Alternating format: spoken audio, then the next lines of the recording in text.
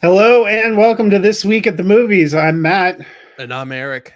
and this week we're going to transform your week in a flash as we look at two big tent poles of June. Yeah, these things just come to me. I don't know. Yeah, nice.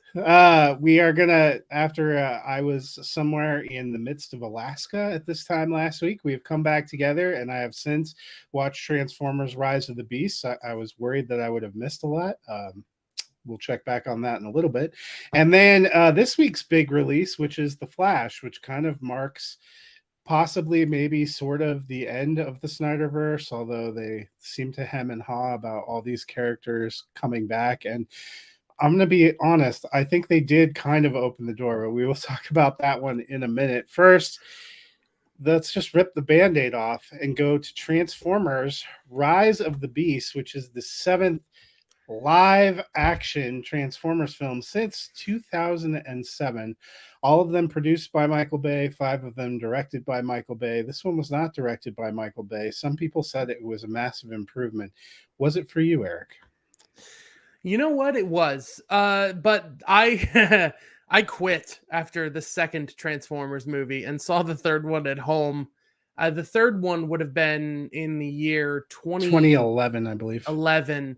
Yeah, so that would be 12 We haven't years had ago. one since Bumblebee came out the exact same time as Aquaman, because they came out like within a week of each other at the end of December, and I remember seeing them back to back because I had no expectations for either. I Yeah, actually kind of so like Bumblebee, even though I thought we did not need another Transformers film. honestly, Bumblebee I think is the best Transformers movie even over this one. I still don't think it's the greatest movie of all time. I don't think it's I'm not moved a lot by the stories, but there was something about trying to catch up with the series and going right from Bumblebee to Transformers Rise of the Beast, because I know that's a direct continuation of this. Yeah. To trying to go back and fill in the gaps with Transformers Age of Extinction. And when you contrast the characters feeling like humans versus feeling like stock weirdo game pieces, I was unable to watch the whole movie. I just there was something a little bit more earnest and heartfelt, even though it's a Transformers movie, about Bumblebee that I really appreciated. And Rise of the Beast sort of continues that. There's a lot of people talk about there's bloodthirsty Optimus Prime in these movies, and that continues here for sure. And then you have this sort of transition where they're trying to allow the humans, for a lot of reasons, to mesh into becoming more of a one-to-one force with the Transformers, that they can stand toe to toe against one of them. And I just do not know what to make of the future they're trying to establish with that. But this movie, this story, that there's a key and it's split in two, and they have to find the two halves of the key, and the beasts are saving half of the keys of the human that gets invested in trying to save the world for some reason, decides to go get it. And the characters are just performed well enough that I buy into what's going on. I enjoy the special effects. They aren't a pardon my language, but well, I'll just say a cluster of noise. Um, Everything was clear. Everything felt great. Sound design worked well. The music was great. I even liked the needle drops. The little too on the nose 90s, but I still liked it. But I enjoyed Pete Davidson. I was worried that this was gonna be a dumpster fire for you with his Oh, it was. performance. There isn't a Uh, single film that exists that he can't make worse. so yeah, I bought into the ride and I enjoyed the ride, and then they let the tease for one of the most meh possible reveals to try and get you excited for the future of Hasbro something. hasn't given up on trying to make money off their toys, and even though at least the Transformers has a franchise. I wouldn't even call GI Joe a franchise. It's three I wouldn't completely either. disinteresting, disinteresting films, and it looks like 3? I think there's only 2, right? Oh, there's Snake Eyes. there's two GI Joe plus Snake Eyes. Yeah, that's right. Forgot that exists. Haven't watched it. I mean, they were so disinterested when they made the second GI Joe, they just killed Channing Tatum right out of the box. They're like, Yep. even though Duke, if you know anything about GI Joes, is like the most important character. He is Joe, the Yeah, GI he's Joe. the man. Even though the more you learn about the military, the less it makes sense that the highest ranking officer they have is a master sergeant. Well, you know. He's the common man.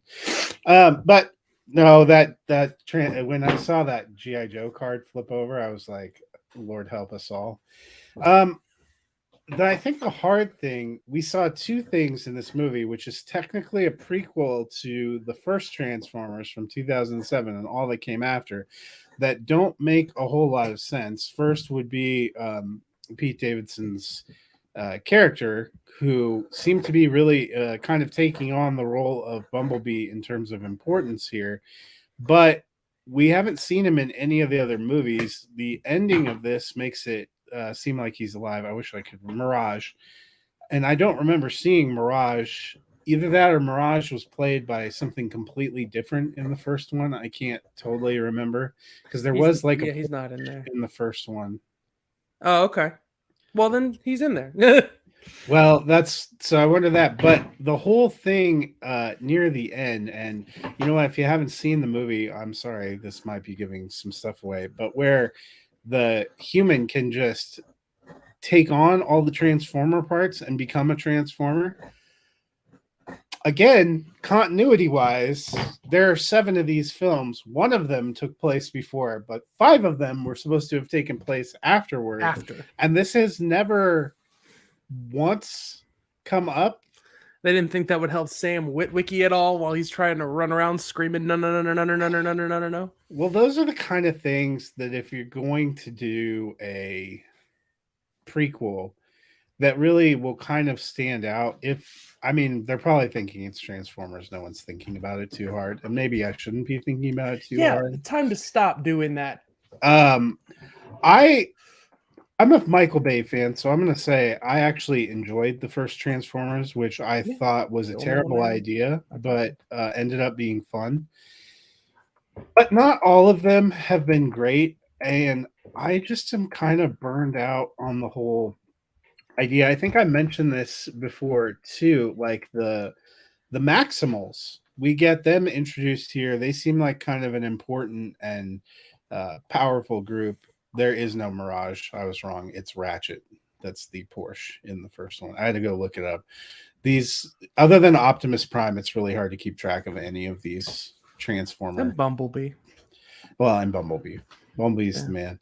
But see, in Bumblebee, he's pretty much the only one that's in there, and Optimus arrives later. I gathered in this one, like, I understand what they're saying, like Optimus Rage or whatever, but the one thing that did make sense from a continuity standpoint is this is earlier in his time on Earth before he's tried to, before he's had all these experiences with humanity, and it's through the philosophy of the Maximals and the way that they've worked with humanity that he starts, and his relationship with Anthony Ramos' character here, that he changes his outlook, which then would sort of makes sense when you pick up with regular Transformers, kind of all the way through the 5 Michael Bay movies. He has a pretty similar outlook. So that part didn't bother me as much because, again, time continuity wise, you're supposed to be going back in time. But I think that's a little bit of this one falls between Bumblebees and Transformers 2007.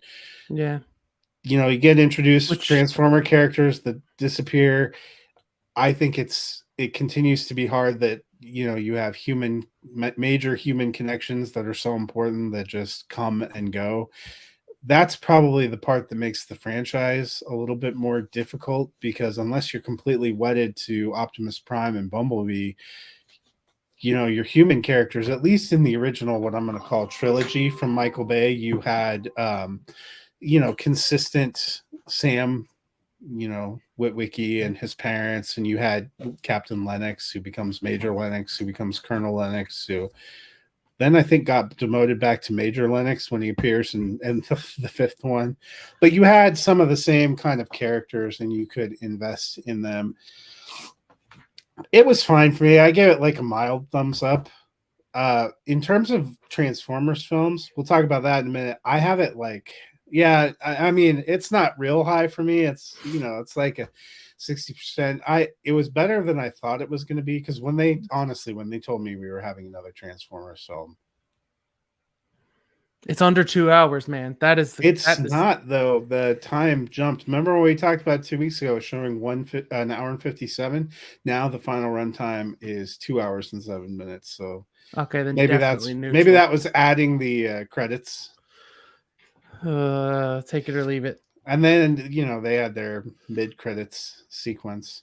Yeah, but they don't do enough to make you care about these human characters. And honestly, if it almost seems like they're going to try to do some kind of hybrid Transformer G.I. Joe mashup. See, that's the thing. Or are they just going to try to? Well, was trying to figure out what character I thought Anthony Ramos would be in G.I. Joe. Through the first 3 movies, there is always an arc of military characters in the field working alongside the Autobots. Yeah. I don't understand how a G.I. Joe and Transformers combined movie is going to feel any different than this. Well, yeah. Except for they're fighting Cobra. Okay, you know what? That is a little more interesting. That there's I mean, you might root it more to the humans. Yeah, they've tried that with some of the Transformers. I'm trying to think which one it is. I think it's the third Transformers, where Patrick Dempsey is really the the Decepticon henchman. So it's supposed to be people fighting people, but I just think it's hilarious how many Transformers movies end up with but our hands are too big, so we need little people thing. Like, can we get a Transformers movie where the Transformers have a conflict and they are the team who are the protagonists? Especially since RC, the way they did her motorcycle character, didn't really look like she was that much bigger than. Yeah, like just. RC, you turn into a motorbike and go down the narrow tunnel, and you be the one to do the thing. Like, so, where would you rank this among the Transformers films? Oh well, it would go Bumblebee, Transformers 1, this, then 3, then 2. And I haven't seen 4 and 5 to put them on the list. But I've seen of 4, it is not wowing me. So no, so I have original Transformers 2007 was still my favorite. It worked for me. I thought it was fun. It had a good blend of humor, and they managed to make it all work ish. Mm-hmm. And then Bumblebee is number 2, which was a pleasant surprise. I'd be the same as you. I'd have this one number 3. And then I have I can't remember their ponderous titles, but Transformers 2. I think it's Revenge of the Fallen, and then Dark of the Moon. And then they get progressively worse. Mm-hmm. Okay. And they get progressively longer. The Transformers 4 Age of Extinction is almost 3 hours long and just has a ponderous lack of plot and human character development. Okay, yeah. Like with Dark of the Moon, where I got completely thrown off this franchise, there's a sequence where a robot worm is eating a skyscraper.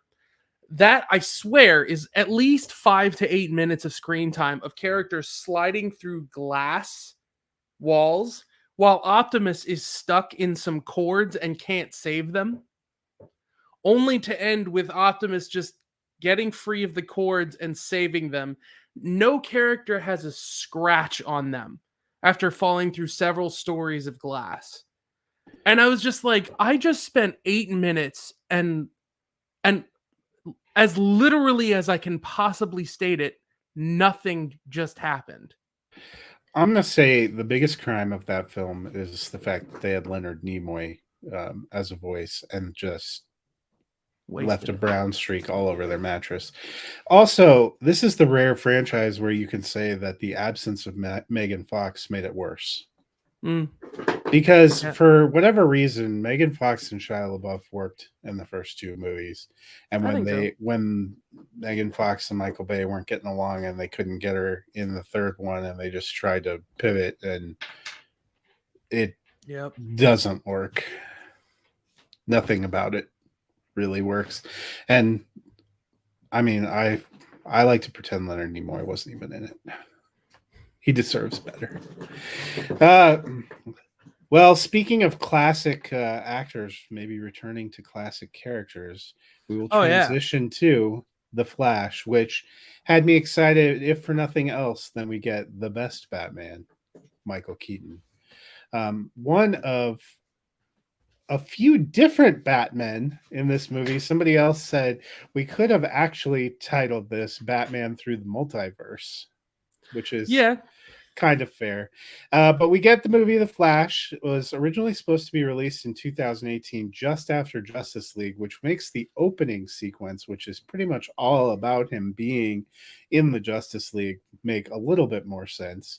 You have Batfleck, and then you have Wonder Woman, probably, maybe, possibly the last time, although Gal Gadot seems content to have reduced her Wonder Woman playing to just making cameos in every single DC And movie that she smiling a can lot. find. Yeah, she Yeah. shows up, she saves someone, she smiles. That was actually one of the funniest sequences, though, when the lasso of truth ends up on Bruce and then Mm. on Ezra Miller's Flash. Yeah. He was right. You can't come back from that. Mm. But then Flash, in it, if you've followed Flash TV show, which is yet another version of the Flash, or Flash comics, you know he has a tendency to try to go back in time because he can to fix things, and it never works out well for him. And he goes back in time, ends up getting booted out in a timeline that is not only different from his own, but where he also exists as an 18-year-old, giving Ezra Miller the chance to play two different versions of Barry Allen, which I was pretty impressed by. It's a Yeah. world without metahumans, but where General Zod still arrives just as he did in the 2013 Man of Steel to try to take over the world. So Barry has to get some help from Bruce Wayne, who turns out to look an awful lot like a semi-retired Michael Keaton, and a new hero, which turns out to be Kara Zor-El, otherwise known as Supergirl. I actually, the humor here worked. Andy Muschietti, who has previously only done horror movies, he did, I can't remember, Mama, and then he did the two It movies, the two modern It movies, which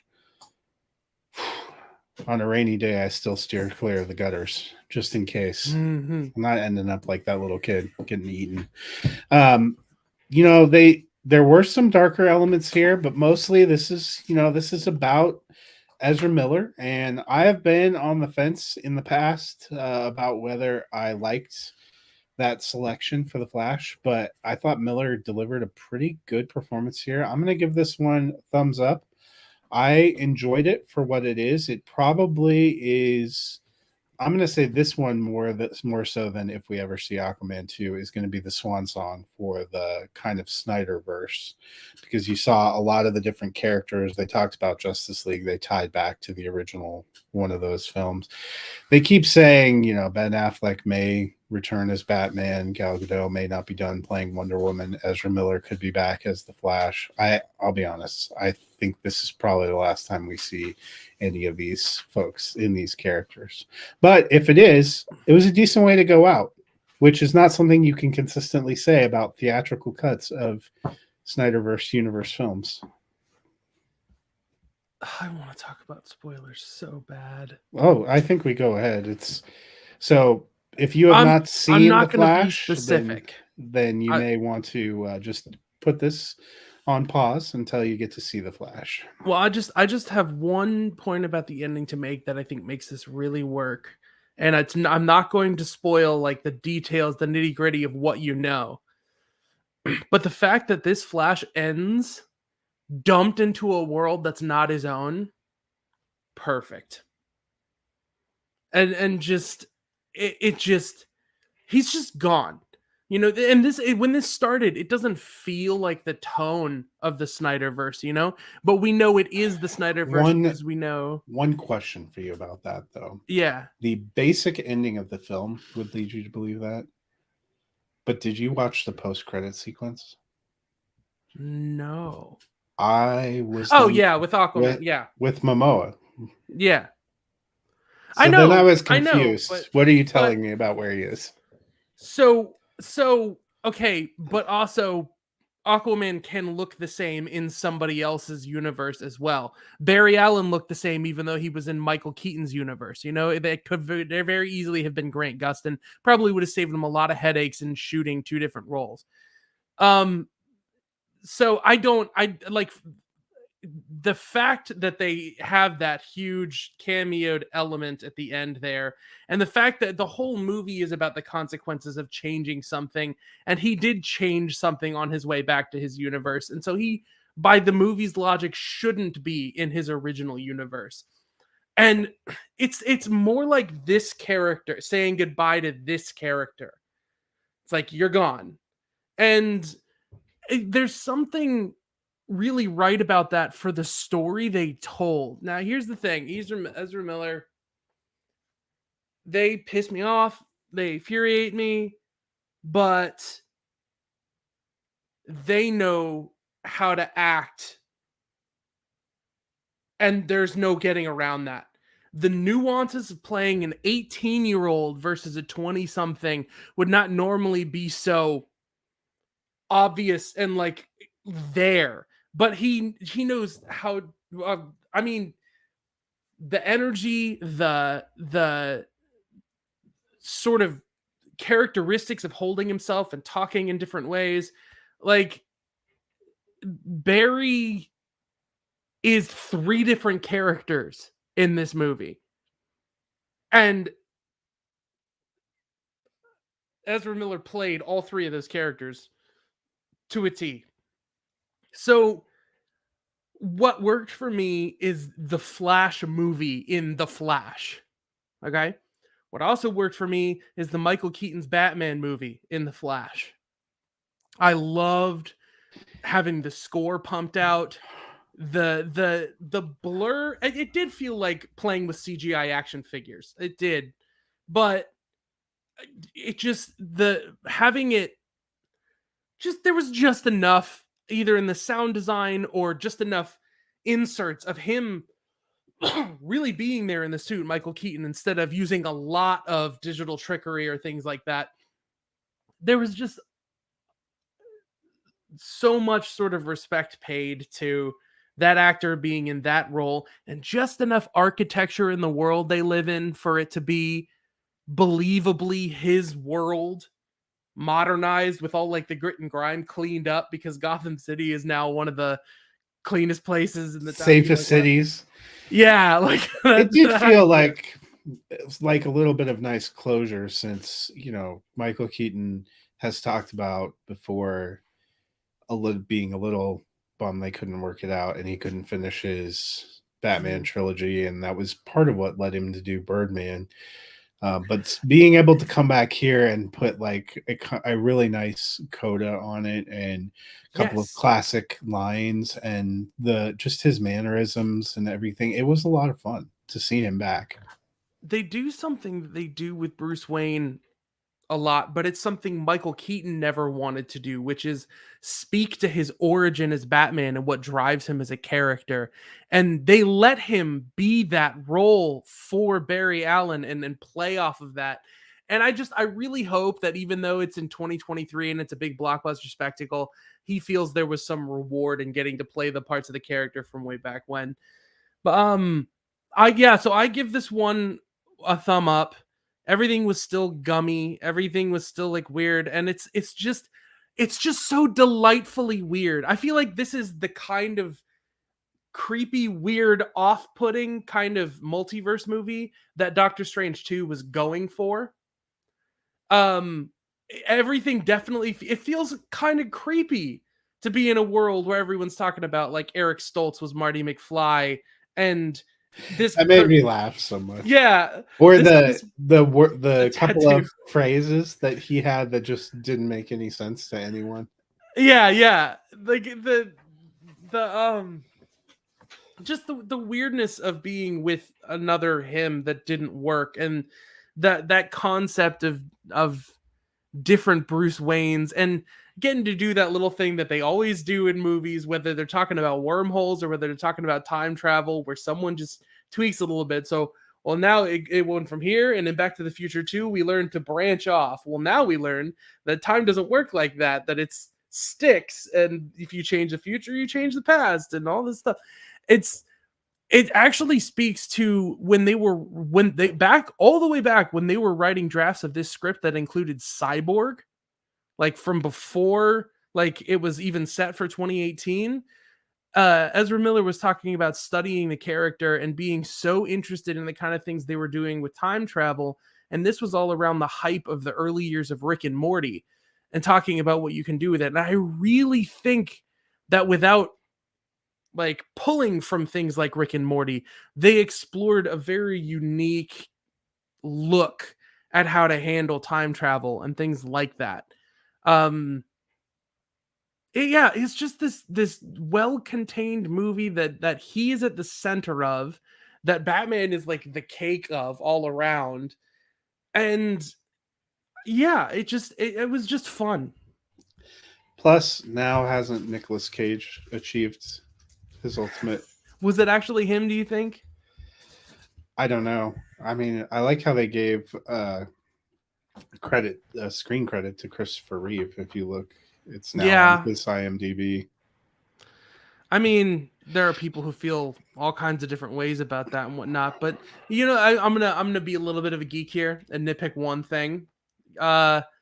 Nicolas Cage's Superman isn't supposed to fly. If you've ever seen the weird rant about Superman Lives from Kevin Smith, where he broke down what the story was and what the guy was looking for, the giant spider is a huge nod to that.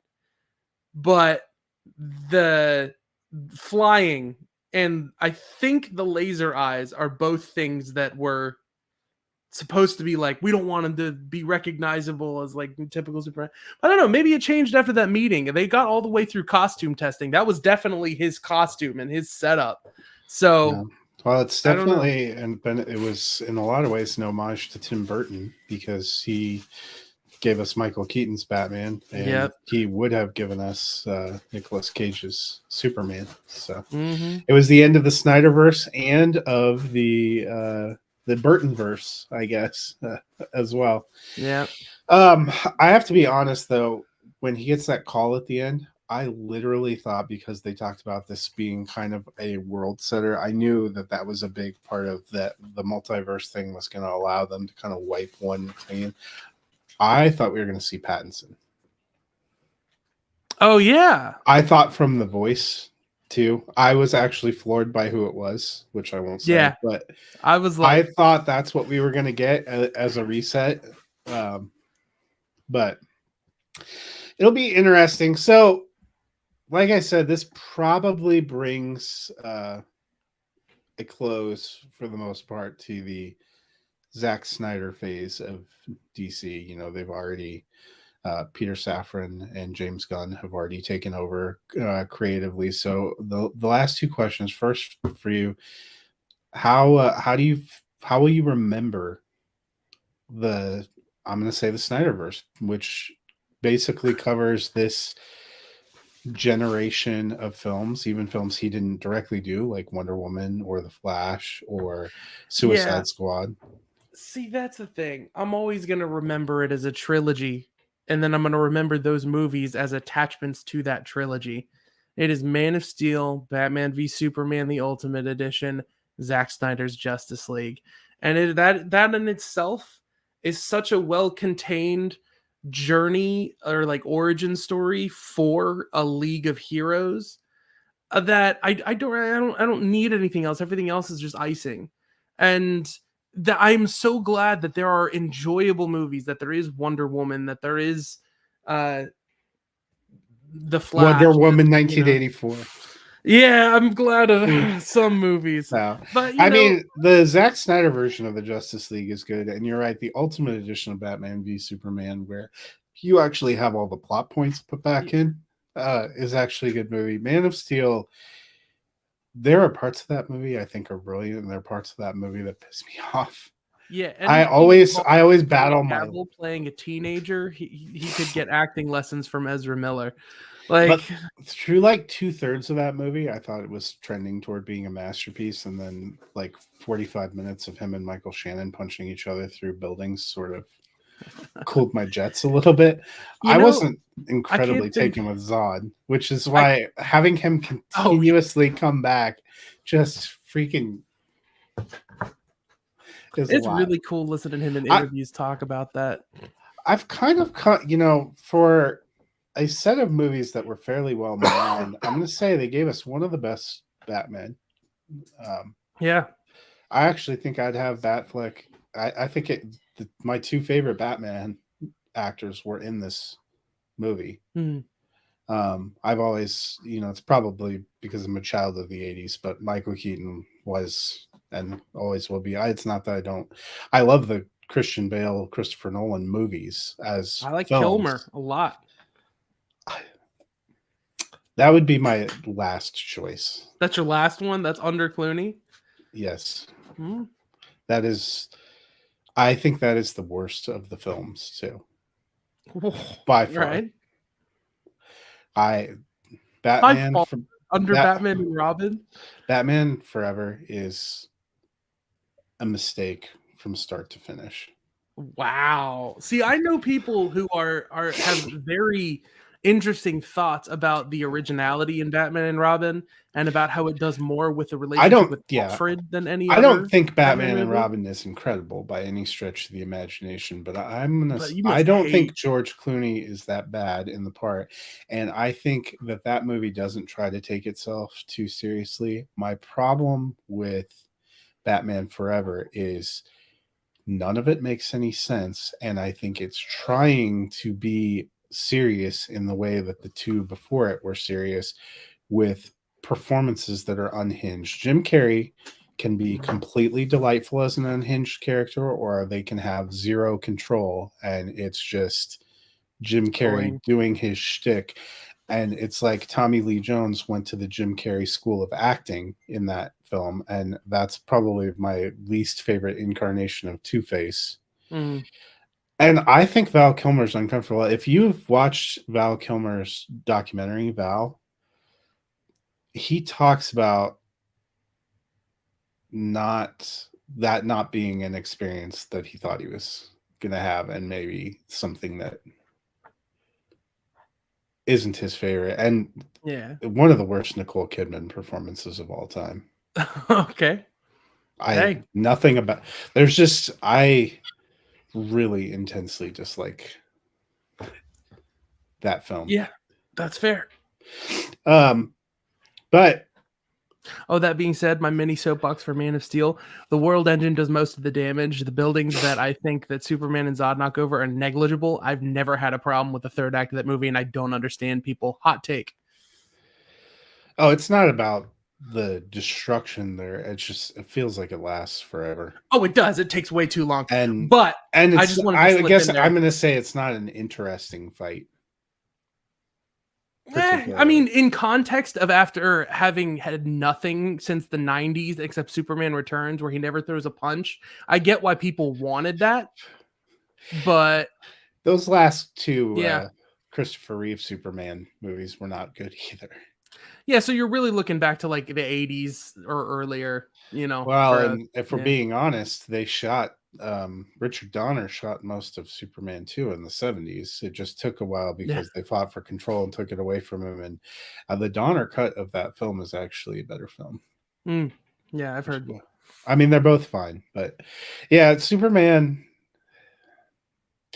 I like it. There were a lot of that movie that totally worked for me. I loved the Kevin Costner um, sequences with Henry Cavill and the way they play out that story. I liked the idea of him being lost and not the traditional kind of like depiction of him. There's actually a Superman film that I like that no one likes, which is Superman Returns. I enjoy it. I don't love it, but It exists. yeah, it's history. Yeah. Well, so my last question for you is, shortly after all this came out, we got the revelation that the director of The Flash, Andy Muschietti, is been tapped to direct Batman, the Brave and the Bold. We had wondered whether Gunn was going to take that himself. He's taking the Superman one, but Andy Muschietti taking this. And having seen him work with Batman in this film and kind of what he must enjoy about the character gives me a little bit of hope. Yeah. His idea of the character is right. And the visuals are telegraphed by him. He's been saying over and over again, this is the Flash's point of view of a universe. And his other movies, Mama and It Chapters 1 and 2, do not look like the Flash. So I have extremely high hopes for Batman the Brave and the Bold from him. The heart that he puts into, the work that he does with child actors as far as Damian Wayne, like his movies always feel big and theatrical.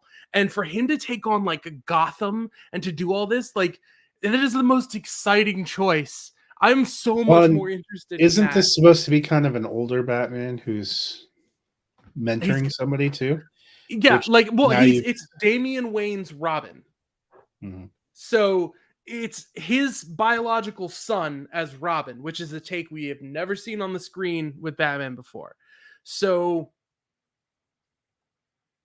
how do you feel about it? Because I'm over the moon. Like Yeah, we're probably on the same page. It made me more excited, especially having seen this movie. And I think the care that was taken. I know one of the arguments to go back to Man of Steel is that Zack Snyder had previously talked about being really interested in wanting to do a Batman film and not liking the character of Superman that much. And I think what we saw in some of the theatrical cuts of his films was the reason I left up Batman versus Superman, the ultimate cut, is because the plot that's removed from it is the Superman story that makes it work. Yeah. And so it seemed to me from seeing this Flash movie that Andy Muschietti actually likes Batman, gets Batman, is excited to be working on Batman. So that does make me interested to see where we're going to go here. I'm so excited. And the multiverse thing, I think, did open up the idea. They were talking about Flash as strategically being at a set point where they could allow all these kind of different DC projects to go, because we're still getting a Batman 2 with Pattinson that's going to be 3 maybe. The trilogy was greenlit at the same time, so they better finish it.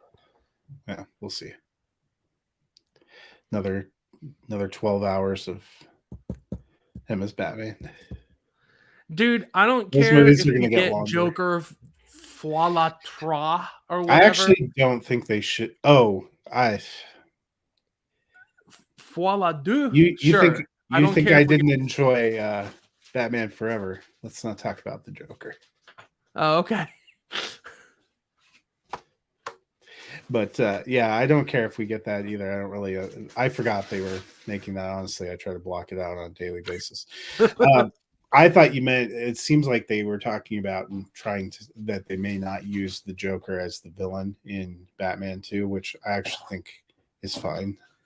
Oh, I would love for them not to. I want to see. I know, because we've seen Mr. Freeze, but I think they're going the Two-Face route. Well, and what they did with the Riddler worked really well.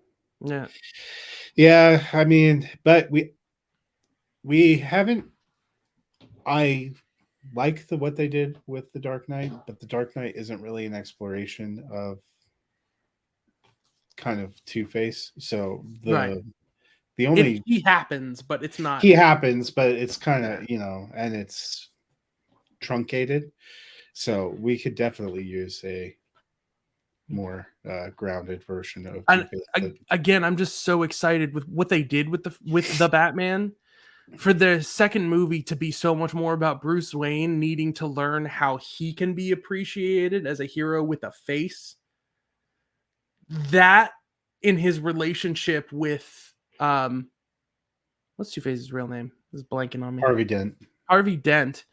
That relationship being explored, that's something they did with the Telltale game for Batman, and it is so rich, that story, in doing that. If they can do something even close to that, I feel like, Batman, Bruce Wayne doesn't have any friends. He has acquaintances, but the closest thing he really ever has to a friend other than Alfred is Harvey Dent. And it's so interesting to see different people take that relationship in different directions. So, Well, we won't probably see the Flash again, but we know we're going to see Batman. yeah, we're going to see all the Batman again. And no one's more excited about that than my wife, who just says, if there's not a no, I'm just kidding.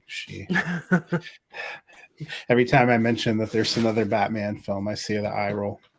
But Batman has always been my favorite superhero, so I'm excited to see what Andy can do with the Brave and the Bold. I'm getting, as we are wrapping up one iteration of DC and moving toward another, I am getting a little more excited to see what we're going to see.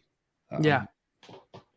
And hopefully it'll be good, and then it'll just keep so. America in line to see 65 superhero films made a year, 75 from Marvel and 14 from DC. No,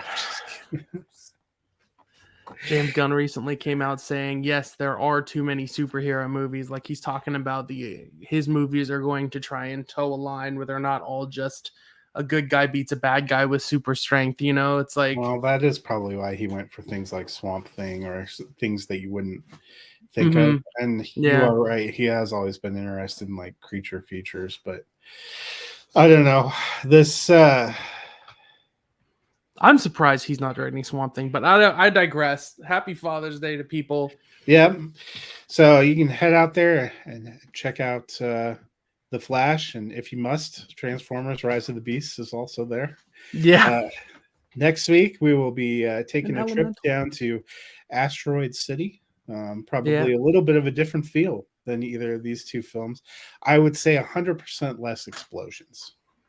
Probably 100 and at least less explosions. I mean, yeah. I mean, maybe there'll be one. We literally saw a multiverse explode, so that's infinite explosions. So if maybe there's one, whatever. We'll also see 100% more Tom Hanks. Yeah. Until then, hope you have fun at the movies.